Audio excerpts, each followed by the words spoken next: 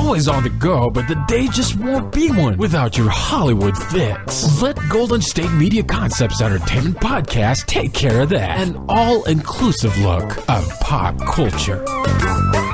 Greetings, good people of the planet Earth and the known universe. You're listening to GSMC's Entertainment Podcast. It's your Captain Keith on deck.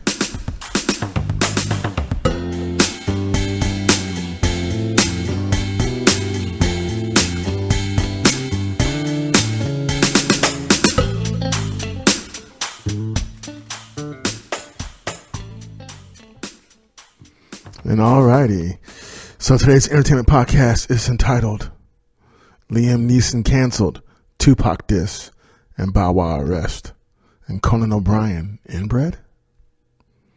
Oh yeah, I can't make this stuff up, folks. I can't. I'm glad I don't have to. So let's get to the entertainment news.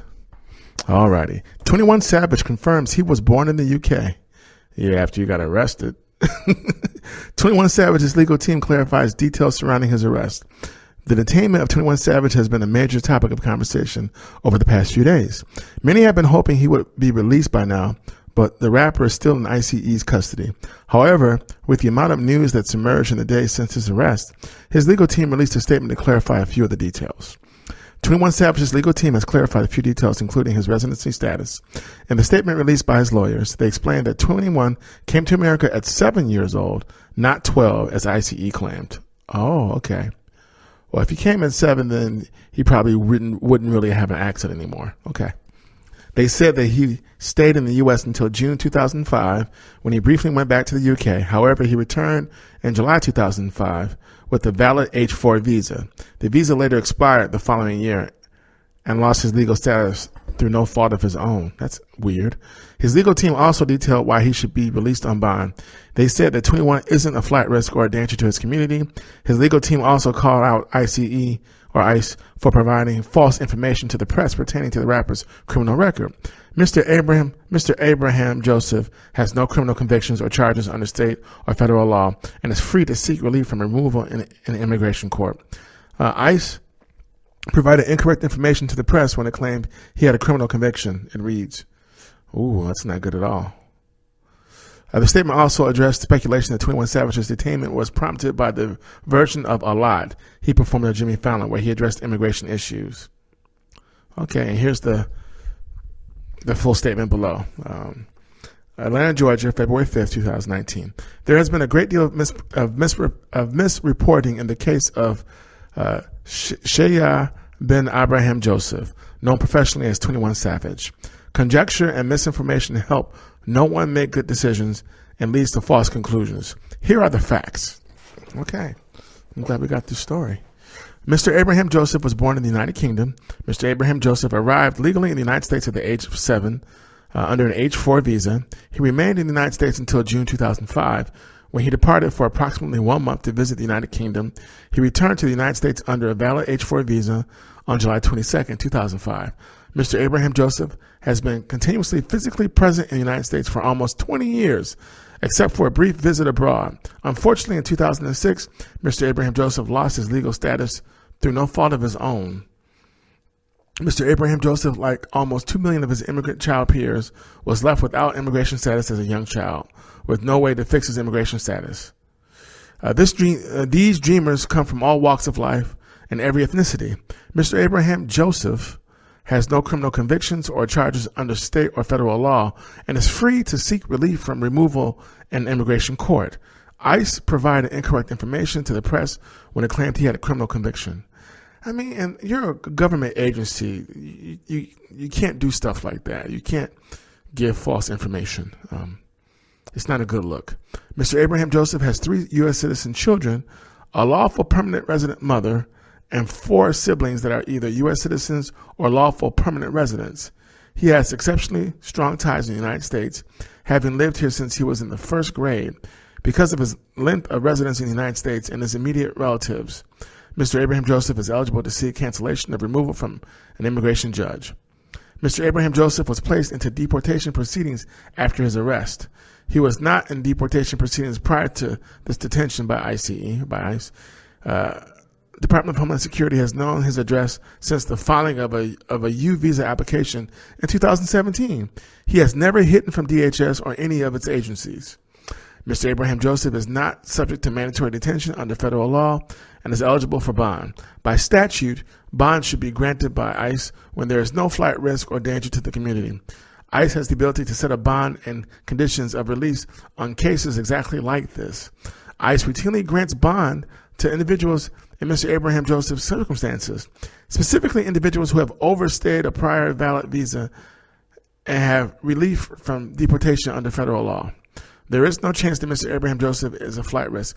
Mr. Abraham Joseph is not a danger to the community, as his acts of philanthropy and goodwill, as well as his music, continue to improve the communities from which he comes. I mean, that's a great statement. So, your lawyers did their thing on that one. So that's very cool. All right, and then more entertainment news. Alice Marie Johnson, who was a prisoner, Kim Kardashian helped free, makes emotional State of the Union cameo. So, and that's cool. Let's take a look here. Picture of her standing next to Jared Kushner and his wife Ivanka. Let's see.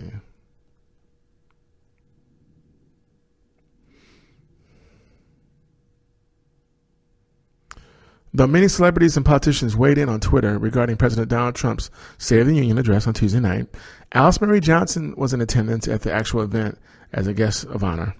The proud grandmother was granted clemency this past June by Trump after Kim Kardashian West advocated at the White House on her behalf. During Tuesday's speech, Johnson received a special shout-out from the president as she sat alongside his daughter Ivanka Trump and her husband, Jared Kushner.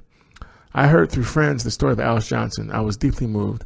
Alice's story underscores the disparities and unfairness that can exist in criminal sentencing and the need to remedy this total injustice. This is a quote from the president. President Trump said during his speech, "When I saw Alice's beautiful family greet her at the prison gate, hugging and kissing and crying and laughing, I knew I did something right." I mean, there it is. You got to give it to him on that. You just have to. I mean, yes, we're very grateful that she is free, and I think that's very cool. President Trump's words had Johnson wiping away tears with many in the audience, giving her a standing ovation as she waved to the high-profile crowd. Kim Kardashian took to Twitter following the speech, writing, "So proud at Alice Marie free at the State of the Union." Johnson replied to the tweet, writing, "Love you, Kim. I'm overwhelmed by all the blessings." And that's nice. So that's very cool. I still have to watch the State of the Union. I missed it, but I'll check it out later on today probably. But I did see that part, and it was very nice. So, all right, we have to give credit where credit is due. Good people of planet Earth, we have to always try to be fair. I usually am. I try. John Singleton recalls dissing Tupac's rap skills and flirting with Janet Jackson. Yeah, of course he does. Picture of John Singleton, who was the, I believe, director and producer of the TV series on FX Snowfall. He's also the famous director who gave us Boys in the Hood and, what's the other one? Higher Learning. Yeah, that film was deep. Yeah, I enjoyed that one too. The director shares some on-set anecdotes from Poetic Justice. After Boys in the Hood came out, John Singleton sought to offer something new. His follow-up effort was successful to that end as he wrote a script for his friend, Janet Jackson. The director revealed he took a trip back in time to share some of the memories he made while filming Poetic Justice. One of these stories involved Tupac's talents. He also dished on the crew's flirting and on-set antics. "I'm the stupidest person in the world to be telling Pac that," he said with a chuckle. "When we were working initially, he wasn't that good of a rapper. I was like, you're all right, but you're a better actor." He was like, "F you, man, censor. Hip-hop is my voice. Hip-hop, being a rapper, that's like being a gunslinger. That's your manhood. Can't nobody take that from you." Funny. This picture of Tupac and his crack on eye. From back in the day. Very nice picture of John Singleton and Janet Jackson, actually, when Mr. Singleton still had hair. Okay. They probably had a party somewhere. If you can spit 16 bars and take somebody down, that's like having a multiple weapon. I'm telling him, That's not your weapon. Your weapon is the fact that you're going to be a major star. He couldn't see it. I'm stupid for saying it, but also he couldn't see it. He couldn't see how one thing could begat the other. That's true. Me and Pac didn't know Janet was married, so we both were flirting with her and stuff. We're on the set joking with Janet there and the whole cast. And I was like, I don't know if I want you kissing my actress. I don't know where your lips have been. He's stupid for that. We're going to do this love scene with y'all. We're going to have to get you a double. He was like, F doing this love scene with y'all. Excuse me, F doing that. Only if we're really effing. Okay. We're going to have to get you an AIDS test for you to kiss my actress. And it became a joke. And then a joke turned into some publicity. And he was the only one that was left out of the circle. He knew, but he went along with it. They were in on the joke. It was just the salt and sugar of us messing around on the set. Okay. It's cool having fond memories of Pac and Janet. And that's from his movie Poetic Justice. Yeah. Wendy Williams' staff reportedly fuming over Nick Cannon replacement. It's a picture of Wendy. She's looking... she's got a microphone in front of her. She's sitting somewhere. She's got her gray turtleneck sweater on, and she's looking off somewhere. She looks deep in thought in this picture. Let's see. She is apparently being called a hypocrite. Wendy Williams enlisted Nick Cannon to take over her talk show during her hiatus. Cannon revealed how they shared an intimate conversation and expressed excitement about the prospect of stepping in to help her. However, according to reports, the television host staff isn't so happy about how things went down. Many of us have been here since the early days, and it's a complete joke to be kept in the dark like this, one staff member reportedly told the Daily Mail. How could she be so selfish? We all rely on this paycheck. Okay, but hold on. The show's still going on, so why are you saying that? So you're still getting paid. Nick Cannon is there, so the show keeps on going on while she's getting herself well. So, people. Anyway. The source went on to point out how her conversation with Nick Cannon was hypocritical. I mean, please, she has made a fortune from tearing people down. However, when it comes to her own life, it's all a secret. They said, imagine if this was another celebrity living their life like she does. She'd be sipping the tea and talking about it on Hot Topics every damn day. She's such a hypocrite. Okay, but you watch the show because you want her to dish on other people. You don't want her dishing on you, but you got no problem watching her dishing on everybody else. Yeah. Not feeling the love from the source. Okay. Another insider revealed that the reason for her absence might still be private. She's managed to keep the real reason for her absence a secret. However, you can't leak something that no one knows. The staffer reportedly says she allegedly picked up the phone for Nick Cannon, but she can't tell us what is going on. Okay, well, why don't you just wish her well? How about that? How about don't think about yourself. Think about your boss, the star, who's the anchor for the whole show, who's still keeping it going while she's sick by having Nick Cannon step in for her. Why don't you think about that? And by the way, whenever we have celebrity gossip, everybody loves to hear celebrity gossip. Nobody wants to be the target of it. So, you know the saying, when you point a finger at somebody, you got to look at the three pointing back at yourself. So in this case, we want Miss Williams to get well. So that's what's important. And I'm glad that Nick Cannon's stepping in. I think that's cool that he's helping out because that keeps the train rolling. So, yeah, some people sound a little ungrateful. Wow.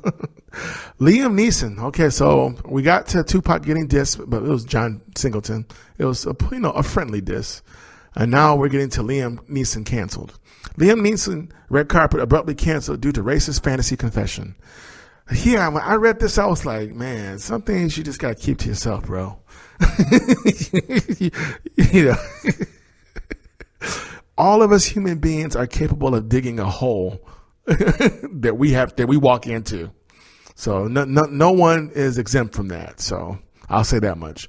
Let's get to the story. Okay. Organizers skip out on the press event. So Liam Neeson red carpet. Yeah, I'll reread this again. The headline: Liam Neeson red carpet abruptly canceled due to racist fantasy confession. Okay. Organizers skip out on the press event. The red carpet for the Cold Pursuit was canceled hours before it was set to begin. The screening will take place as planned. The cancellation follows the controversy sparked by the movie's lead. Liam Neeson has been promoting the film for the past few weeks. During this press run, The actor offered a shocking story during an interview published on this past Monday. He admitted to fantasizing about killing black men after a loved one claimed to have been raped by someone of that demographic. The actor specified that this mindset was a part of a phase born out of anger that has subsided. Man. Yeah, you shouldn't even, man. Some things you gotta keep to yourself, bro. Yeah. You opened up a can of worms in that one, Liam. More on this story after this break.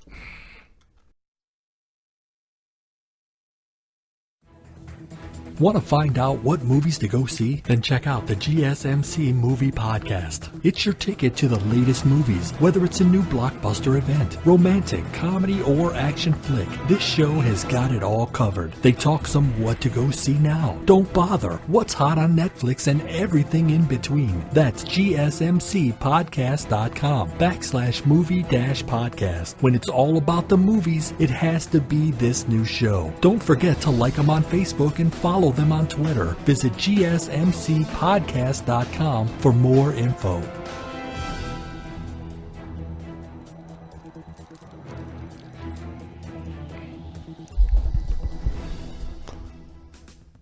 And once again, you're listening to Golden State Media Concepts Entertainment Podcast. It's your Captain Keith.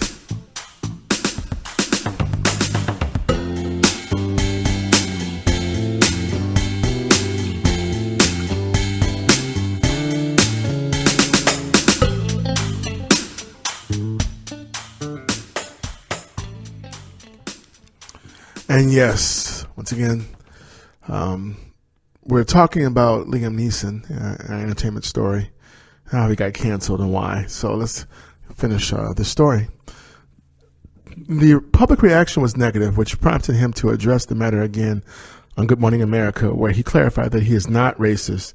Neeson's apology did not have the intended impact. However, canceling the press event is most likely a way to contain the scandal by avoiding further inquiries into the matter. Here's a part of Neeson's awful testimony. Yes, it was.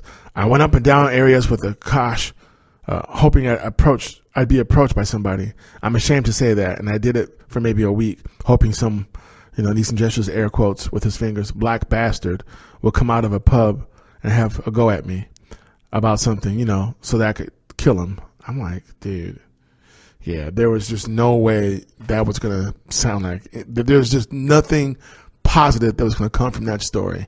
That was literally something you should have kept to yourself and actually never told anybody about.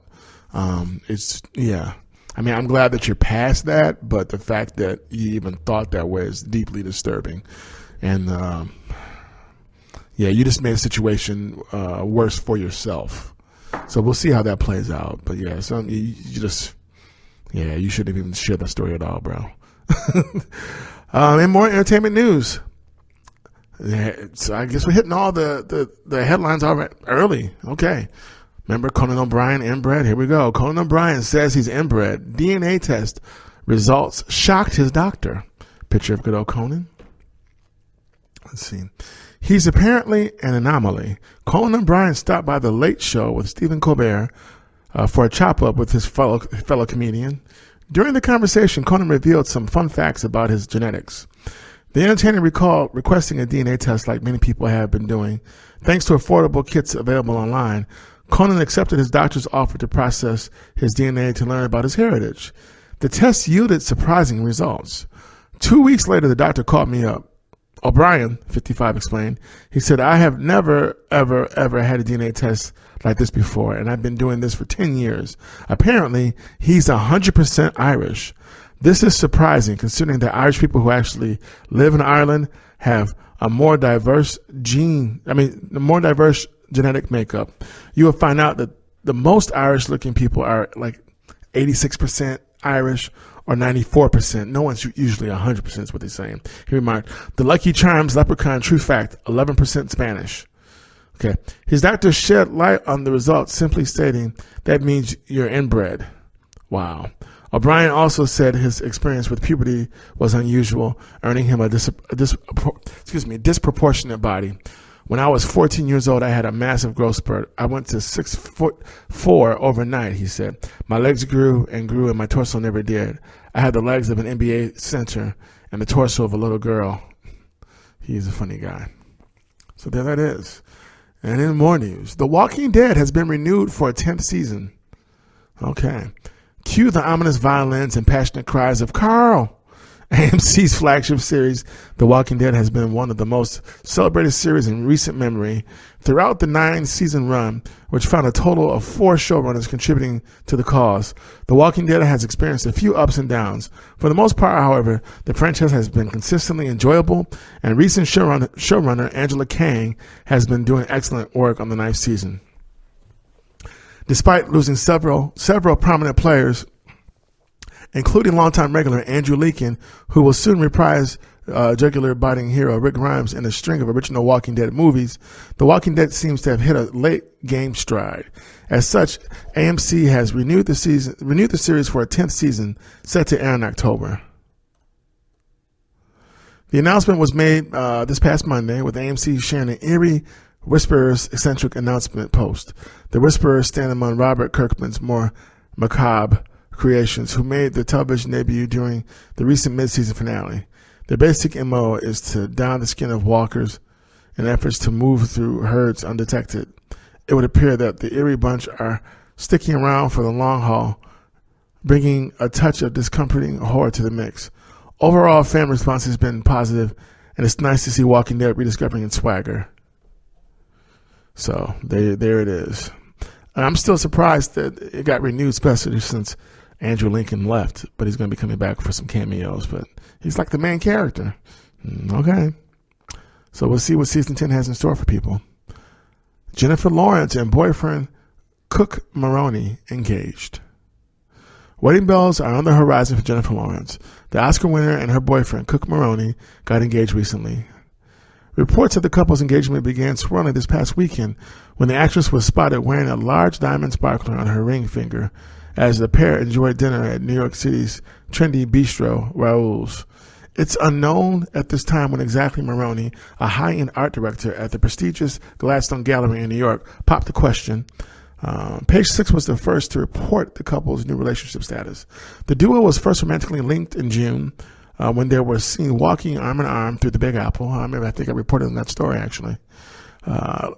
Later in September, Lawrence brought Maroney as her date to the New York premiere of The Favorite, which stars the actress' former boyfriend and amiable ex, Nicholas Hoult. Okay. Well, there you go.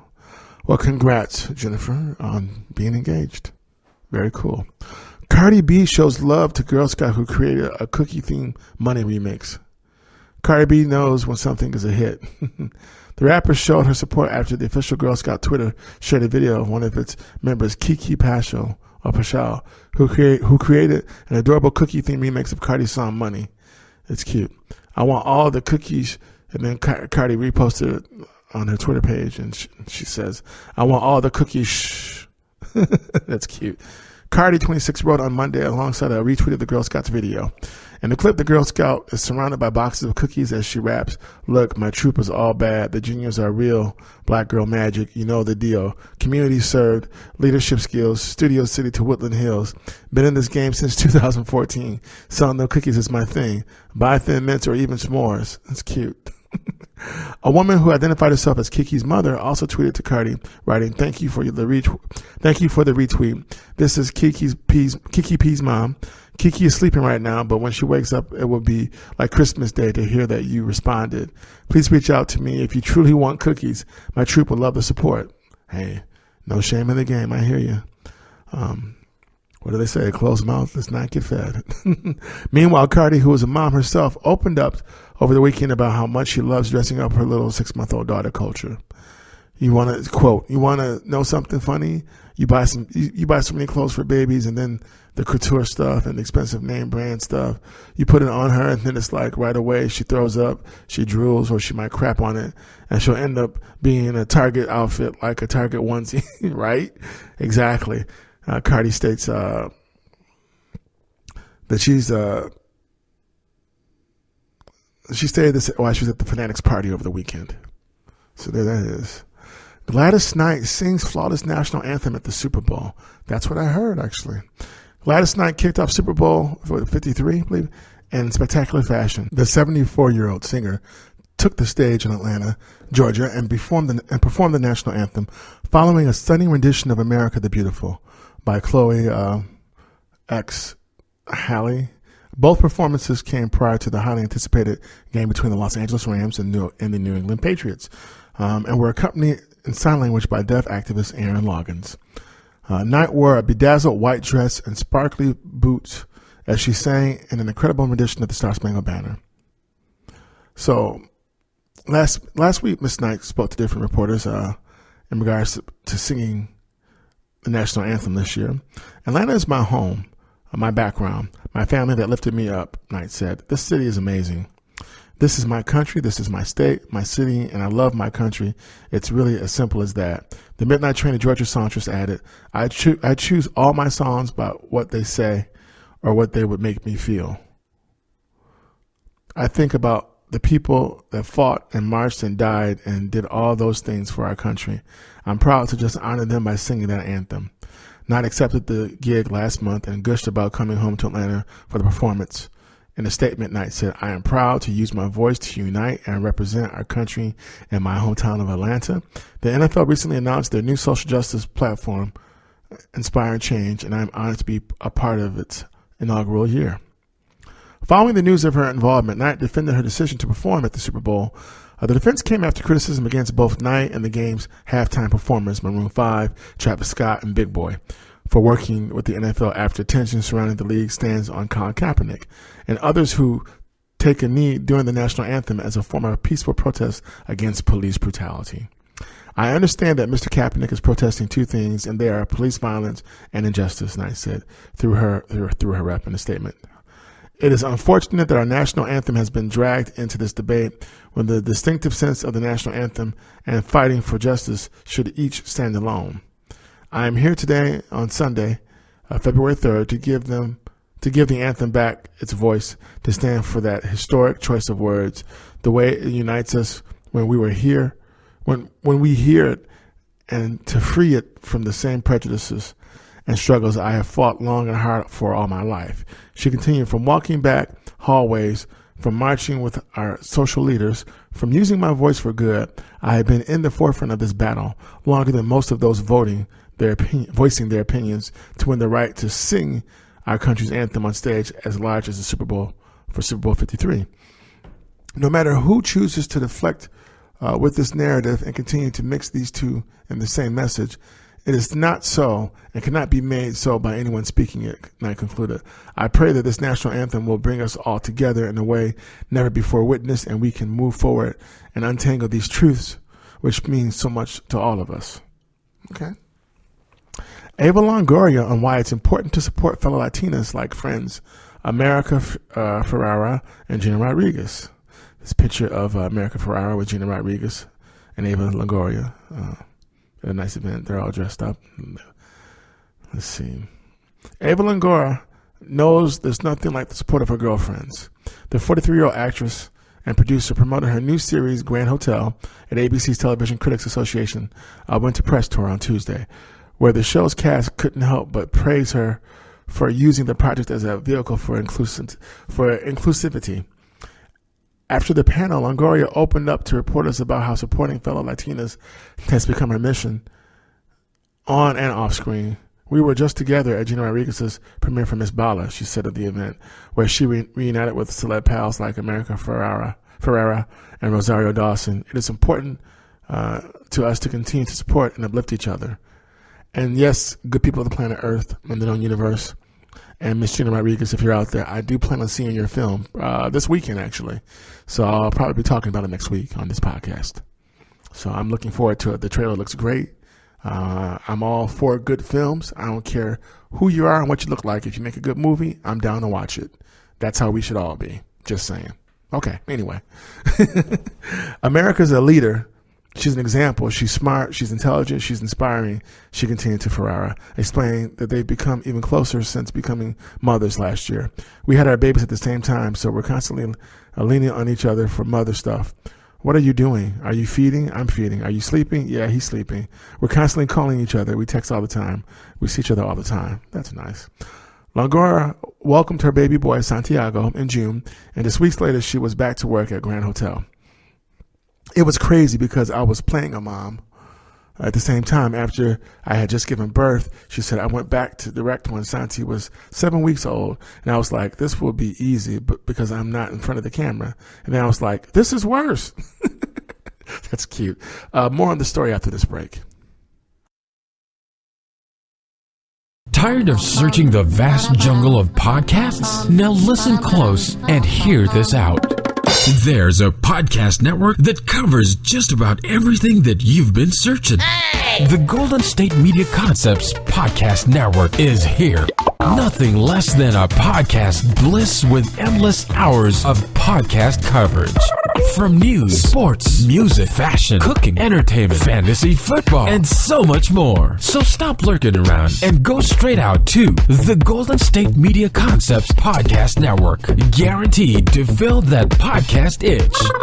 Whatever it may be. Visit us at www.gsmcpodcast.com. Follow us on Facebook and Twitter, and download us on iTunes, SoundCloud, and Google Play.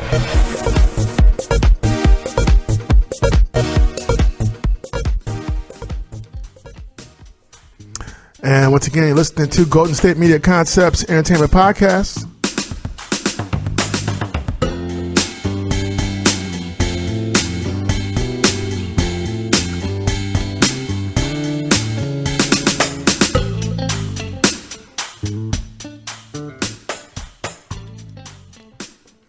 This is your Captain Keith, and we're speaking on Ava Longoria and her support of other fellow Latinas in Hollywood.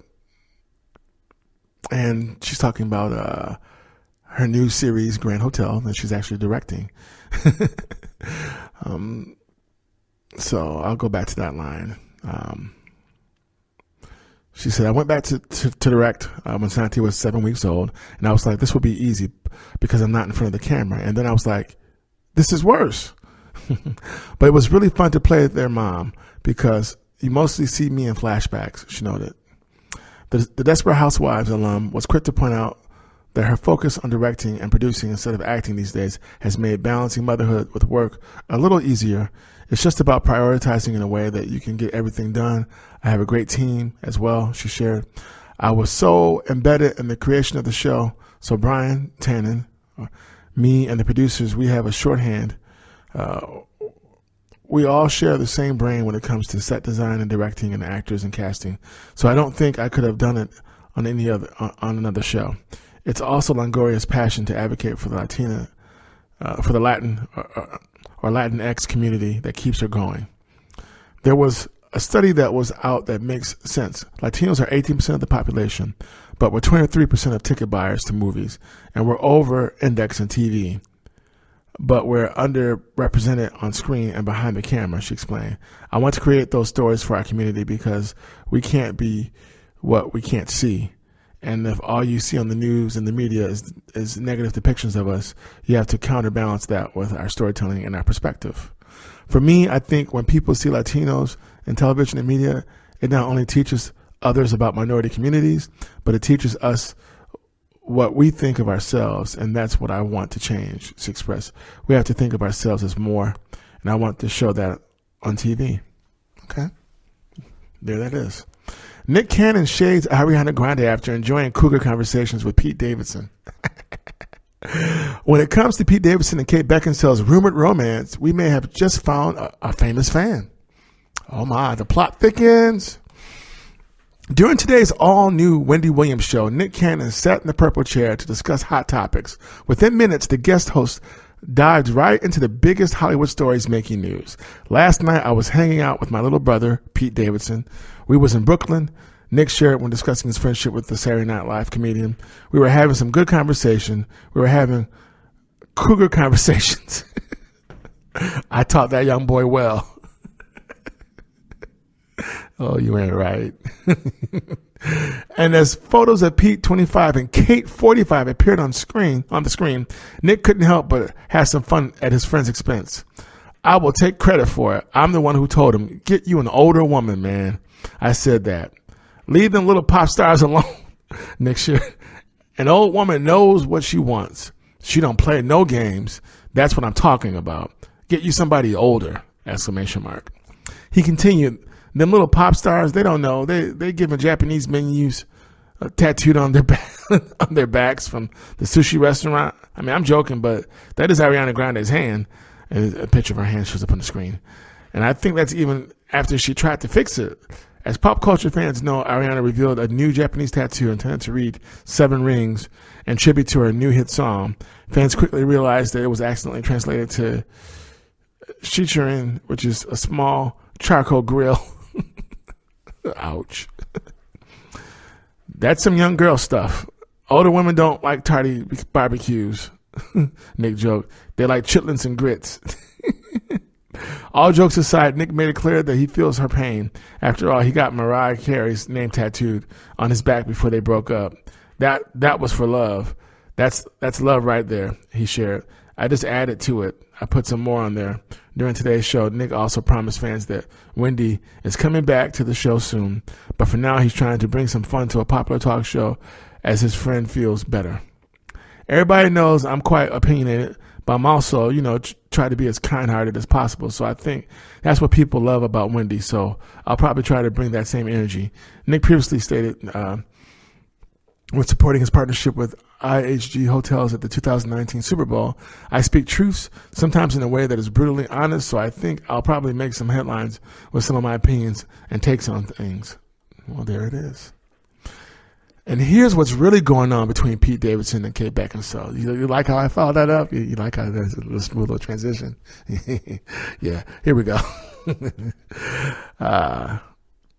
Picture of Pete and Kate Beckinsale. She's 45. She looks great. It's a nice picture of her. Okay. Pete is just kind of cheesing. Yeah, he sees the camera on him and he ain't upset at all. He's like, yeah. I see the look at his face. It's funny. Pete Davidson and Kate Beckinsale keeping things casual. The pair of A-listers made headlines on Friday night when they were spotted leaving the Los Angeles comedy venue Largo at the Coronet together after the Saturday Night Live star finished his show. Pete proudly held the Brit's hand at a lollipop and ate a lollipop while Kate followed his leads to the car in a chic black and white checked All Saints coat. Their PDA all but confirmed that a romance is brewing between the comedian and actress, but a source states that they are keeping things casual for now. They spend most of their time on opposite coasts, so it's a casual thing, the source explains, but they are going to keep talking and having fun together. Moreover, the underworld star seems totally smitten with the 25-year-old, the insider says. Kate thinks he's the sweetest and nicest guy. They may seem like an unlikely match, but she thinks he's great and she just loves all the laughs she has with him, the insider adds. Sparks first ignited between the pair a few weeks ago at Netflix 2019 Golden Globes after party. A source states that Davidson and Beckinsale were spotted looking very cozy on the smoking patio for about an hour. Oh my. She was very flirty with him and there were definitely some vibes going on, the source shared. Pete was smiling and laughing with her as she was all about him. News of Pete's romance with the 45-year-old comes after the comedian split from fiancée Ariana Grande. The two were engaged for a short time, but shockingly called off their engagement in October. As for Kate, she clearly has a thing for funny guys. She was recently spotted making out with comedian Jack Whitehall and dated comedian Matt Rife. Before that, a source states that Kate likes dating younger guys and having fun with it. She's very youthful and young at heart, so it works for her. It's easy and less pressure dating someone young who isn't looking for a serious commitment. So that's why she's doing it. Okay. All right. Kiyomi and Bow Wow fight started when Bow Wow suggested that she was cheating on him with Shaquille O'Neal. That's the other part of the headline. Bow Wow arrest. Here we go. Bow Wow and Kiyomi Leslie were both arrested for fighting on Saturday. And a new report suggests that the fight started when Bow Wow suspected that Shaquille O'Neal was smashing his girl. Yes, folks. I cannot even make this stuff up. I already said that, right? I know. I'll stop. New details are surfacing on the fight that landed rapper Shad Moss, Bow Wow, and his now ex-girlfriend, reality TV star Kiyomi Leslie Holden. in an Atlanta jail on Saturday night. Looks like WSB-TV reporter Michael Seaton claims to have read Bow Wow and Kiyomi's statements to police, and he's telling what he knows. The reporter claims that the couple's violent scuffle allegedly stemmed from Bow Wow seeing Kiyomi flirting with NBA legend Shaquille O'Neal at his Shaq's Funhouse party on Saturday. Other reports say that Shaq and Kiyomi used to date, and that Bow Wow suspected that Kiyomi may have been cheating with the NBA legend. Bow Wow was believed to have started arguing with Kiyomi, and eventually a fight broke out. Obviously, Bow Wow got the worst of it. They see the mugshots. Yeah, when the police got there, apparently they didn't know who started the fight, so they both got arrested. Y'all doing too much. Kiyomi, 27, appeared on the reality TV series Growing Up Hip Hop Atlanta with Moss, 31. The incident report details both sides of what appears to be a violent altercation that left both people with minor injuries. Kiyomi told police that after they arrived home from the party, a verbal dispute over the other man quickly became physical, the report stated. Holton said the rapper hit her in the head, pulled her by her hair, and dragged her into the different rooms in the apartment. Police said she had some redness on her lower neck, red marks on her right fingers, and some broken fingernails. This is not good.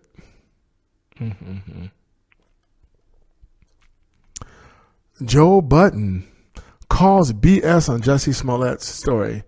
Quote, show me footage and I'll shut the F up, unquote, end quote.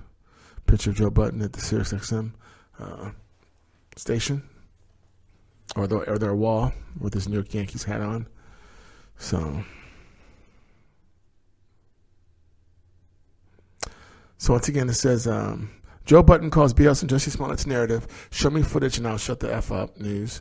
It claims the rhetoric might be exploiting the public's emotions. The State of Culture crew sat down to discuss Jussie Smollett's highly publicized attack. Joe Budden starts by summing up the case. Jussie Smollett was allegedly brutally attacked recently in Chicago by MAGA terrorists. They broke his ribs. They put a noose around his neck. They poured bleach on him and called him derogatory names. The FBI is on the case now, but it has confirmed that a letter was previously sent to a Fox studio that contained threatening language and powdery substance said to be Tylenol.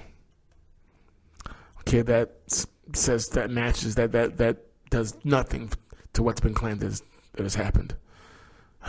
Okay. His co-hosts offered their insight, citing the recent increase of hate crimes in the United States and how incidents involving celebrities are bound to gain more attention, even though similar events are constantly happening to others. The fact that the legal authorities have not released video evidence of the attack, however, was called into question. Budden expressed the most skepticism. He could not envision a black man keeping a noose around his neck for 45 minutes after being attacked in such a manner. That's true.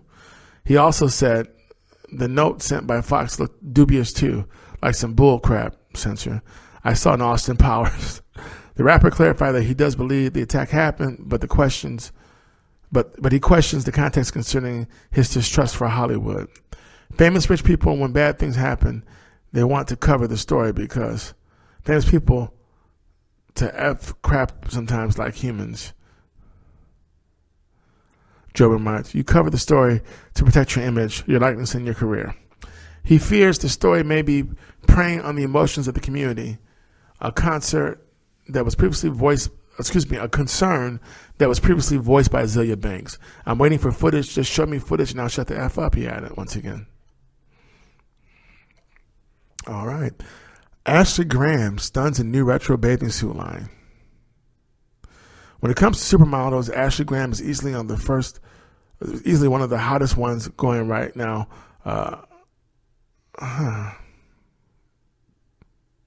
Let's start that over, folks. When it comes to supermodels, Ashley Graham is easily one of the hottest ones going right now with her curvaceous frame and striking good looks. The 31-year-old has just debuted a new collection with swimsuits for all and is filled with bright colors, vibrant patterns, and most importantly, fits for all. Designing this collection was a trip down memory lane. My mom and I used to rollerblade for miles behind the house that I grew up in. It was definitely my happy place, which inspired me to design these 90s retro suits and shoot this campaign. I'm excited to see proud women of all shapes and sizes hit the boardwalk in these styles, Ashley told Pop Sugar. We were also brought up in a Christian household where words had power, as she told Vogue when discussing how she was raised. Mom would say, if you call yourself fat, you're going to be fat. If you say you're stupid, you're going to be stupid. Knowing we had to watch what we said shaped and molded me. Women can negatively compete with each other, going, oh, I'm so fat, or, oh, God, my butt's so big. Well, my baby sister and I walked around the house naked. There was never any of that. Okay? And there that is. We'll be back with more entertainment news after this break.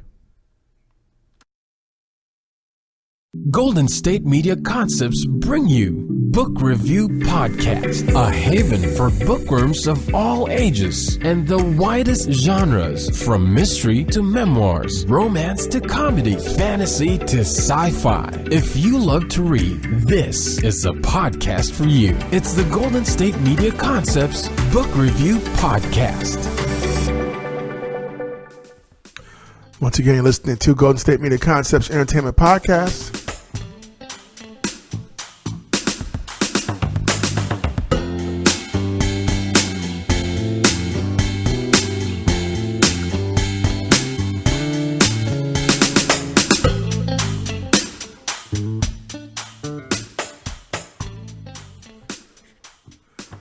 This is your Captain Keith, and with more entertainment news for you. So, Big Sean helps launch new Foot Locker power store in Detroit. All right, there's a cool picture of Big Sean with a whole bunch of young kids who are at the Foot Locker power store. It's really cool. It's a very nice picture. Let's see. Big Sean gifts 50 Boys and Girls Clubs kids with new Puma gear at Detroit's new Foot Locker power store. Big Sean and Puma helped welcome Foot Locker's new 8,668 square foot power store in Detroit on Friday with a special event that included a panel discussion, sneaker customizing experience, and giveaways for 50 Boys and Girls Club kids. That's awesome. During the launch event, Big Sean spoke with 97.9 WJLB, WJLB's Dr. Darius about the making of his music, his partnership with Puma, and previewed the Puma Cell Venom Fresh, which will hit Foot Locker stores in early March. He later fielded some questions from kids in the crowd and handed out Puma Cell gift bags to each of the young VIP attendees that included a Puma backpack, Puma Cell sneakers, and a jacket. The Puma Cell Laboratory Sneaker Design Station, located within the power store at the 17755 East 8 Mile Road in East Point, Michigan, granted consumers the opportunity to design their own Puma Cell Venom with the assistance of sneaker artist and customizer Alexander John.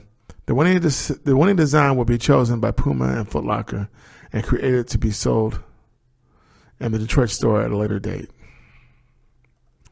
Nice picture of the new power store in Detroit. You see the snow on the top of the building. It's crazy. Huh.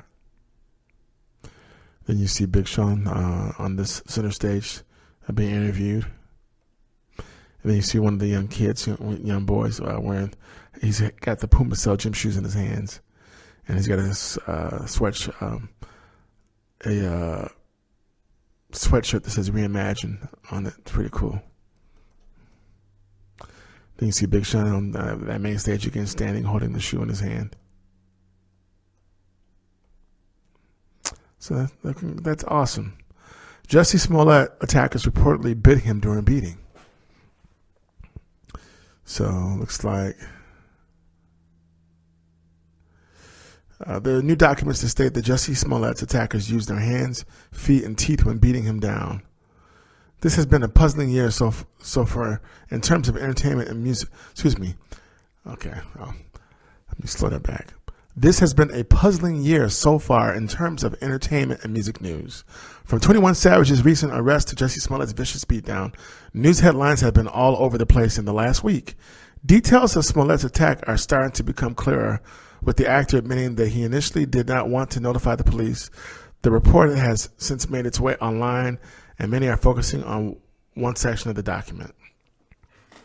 The Chicago Police Department released an incident report yesterday that reveals the actor's injuries were deemed minor It also says that his attackers used their teeth in addition to their hands and feet when beating him down. When he was found, Smollett still had a rope tied around his neck. Okay. As of now, the incident is being investigated as possible racist and homophobic crime. There is no mention of the attackers yelling, "This is MAGA country," in a report which would contradict what was initially detailed. And my thing is, I don't know. I guess the only thing that I'm concerned with is that he was found and there was a rope around his neck.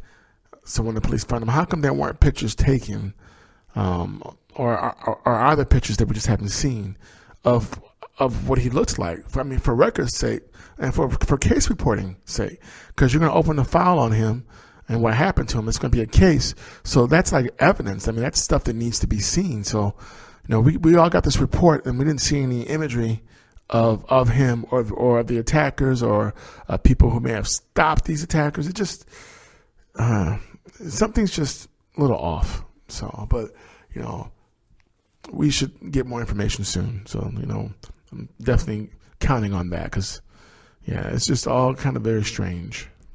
The Empire star was walking into his apartment after a bite out at Subway when he was approached by two people wearing all black.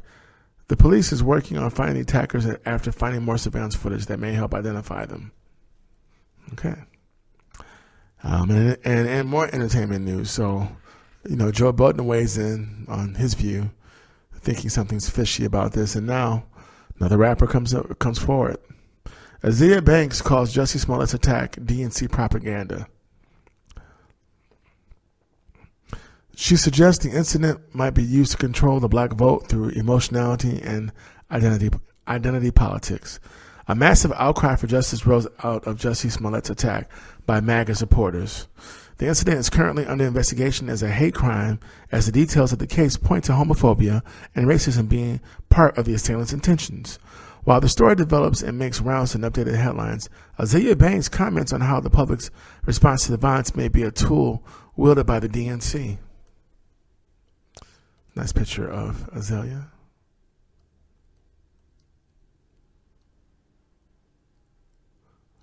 So let's see. Quote from Azealia: "Sorry, this is all promotion for the next season of Empire / propaganda to make sure black for the DNC next go around," she wrote on her Instagram stories. Loads of black people didn't vote at all in the 2016 election, which worked in Trump's favor. The foundation of her claim is supported by 2016 election statistics. Vox reported the black voter turnout rate declined for the first time in 20 years in the presidential election, falling to 59.6% in 2016 after reaching a record high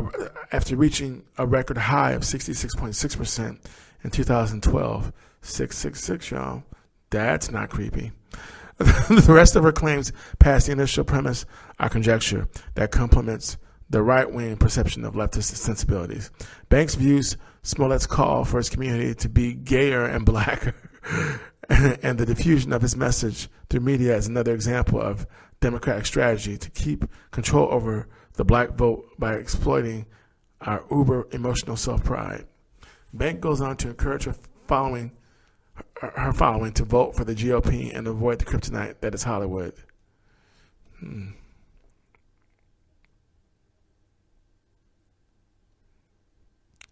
Wow, okay. And here's a tweet in full form.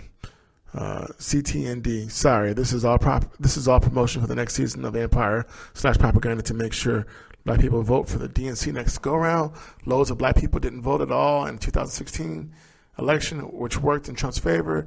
Gayer and blacker, a dangling carrot. It is right in line with the historically Democratic strategy to keep control over the black vote by exploiting our uber emotional self-pride. Another example of the DNC thinking the black vote is easily garnered by preying on black people, cultural emotionality, and pairing it with any American's kryptonite. Hollywood, this is a plot by the DNC to make sure they get all the black votes in 2020. I'm not at all making this post because I'm trying to convince black people to vote for the GOP. F the GOP.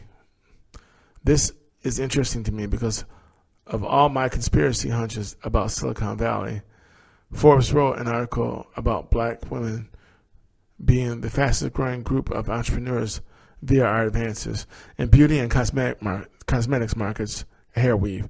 When you think deeply, black gay men are typically the other black persons to partner with these new black female entrepreneurs, millionaires, as a service aspect. Sweat labor to the new black businesses by being the stylist labor to put the products, hair imports in motion. Black gay men are new economic integer in regards to a black tax-paying household / entity. On paper, they have replaced the heteronormative straight male head of household for the census. They thought black men would abandon us for good after Vietnam, but didn't realize how much of a pinnacle of black culture black women are. The DNC has already used propaganda to disenfranchise the nuclear family, the nuclear black family. This is them preying on the adaptive sentiments, the new urban mind, to make sure we continue to do their biddings. It's pretty deep there. Okay. There we go. Kendall Jenner goes completely nude for Vogue Italia. Let's see. It says another day, another naked Kardashian. Although technically she's not a Kardashian, she's a Jenner, but I get it. With the number of Kardashian women running around in Calabasas, the chances of one of them popping up in the nude in your go-to fashion magazine are pretty high. That's funny. Of course, Kim built her empire off of the infamy of her sex tape with Ray J. Now her family is one of the most popular groups of businesswomen in the world. The clan can always rely on their bodies to boost sales or ratings, turning into sex appeal when it's absolutely needed. We know Kendall to be the most reserved of the bunch, despite her career as a supermodel. However, she wasn't shy when she stepped in front of the camera for Vogue Italia in her birthday suit. Kendall Jenner is the star of this month's edition of Vogue Italia, gracing the cover with a few stylish looks. One that is catching everybody's attention, though, is a shot of the model standing in a doorway, completely stripped down. Jenner rocks a pair of gloves and heels, leaving very little to the imagination as she wears no clothing aside from that. And yes, I saw the picture, and it's a very nice picture. It's very nice. The Kardashians. I was surprised. I was like, oh, okay. The Kardashians have a talent for consistently creating headlines. Kylie Jenner recently hinted that she and Travis Scott may be crossing their fingers for a second baby. Kendall effectively shifted the spotlight over for a few moments before her other sisters surely find a way back into the news. The photo in question is a little, let me even. Let's see. Let's see if it'll even let me take it. Go back to.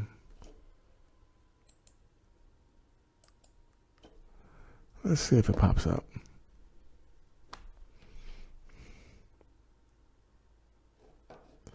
Yeah, there it is. She's standing in the doorway, and she's naked, and you see her backside, and she does have nice shoes on and yellow gloves, and it's nice. It's a very nice picture. Anyway, okay, enough of that. I got all sidetracked there and distracted. Okay. Oh man. Demi Lovato sparks controversy over 21 Savage tweet. Okay, yeah, we're gonna squeeze this one in and one more after that. Nice picture of her in like a black leather jacket on stage singing. Demi Lovato's comments stir the pot. Says Demi Lovato sparks controversy over 21 Savage tweets. Yep. Sunday evening, Demi Lovato sparked a new debate on Twitter when the singer tweeted out, So far, 21 Savage memes have been my favorite part of the Super Bowl. Her words were in reference to the jokes being made at the Atlanta-bred rapper's expense since he was arrested earlier on Sunday by ICE agents after discovering that the rapper originally hailed from the United Kingdom and was in the United States on an expired visa. Many have taken to social media to condemn the onslaught of memes and jokes, and naturally Lovato's platform made her a prime example for critics to place their focus. Among those who criticized Lovato for the tweet included Alex Toomey, Wale, and even 21 Savage's manager, Kai Henderson. Damn, we was deaf Demi Lovato fans, Henderson wrote. When she was going through her crap censor, I remember being on the tour bus and Savage said, I hope she make it through that crap. People are weird, bro. That's the quote. Lovato soon deleted her original post and took to Instagram to defend her actions, saying that she was directly referring to a picture that depicted 21 Savage writing his raps with a feather pen. Sorry if I offended anyone, she said, before addressing the retaliatory drug abuse jokes that social media users made at her expense. But it's no excuse to laugh at someone's addiction. Lovato has since deactivated her Twitter account. And the follow-up to that, Demi Lovato and Wale get into it over 21 Savage controversy. Curved and salty. Very nice picture of her. Let's see. The pop singer, so says 21 Savage, okay. Yeah, Demi Lovato and Wale get into it over 21 Savage controversy. Curved and salty news. The pop singer says Wale is salty since she never responded to his old tweets. What are you referring to, Demi? Are you saying that Wale was trying to talk to you? That he was trying to get at you? Is that what you're saying when you say that? As previously reported, 21 Savage was arrested by ICE in Atlanta over the weekend and is now being held in their custody until further notice. The rapper risks being deported back to his home country. While the news has upset many, social media users are engaging in a virtual roast. Jokes about the situation and nationality have been circulating. Demi Lovato slid into the fun when she shared a meme that pairs a picture of a hand and a quill with a caption that read, "This is how 21 Savage should be writing his verse." Lovato received mixed signals in response. People trolled her. They trolled her with her butt. They trolled with her. I don't know how to even say this. Yeah, I guess it's supposed to be trolled. Or trolley-old with her. But Wale came through to ask why she thought someone's freedom was funny.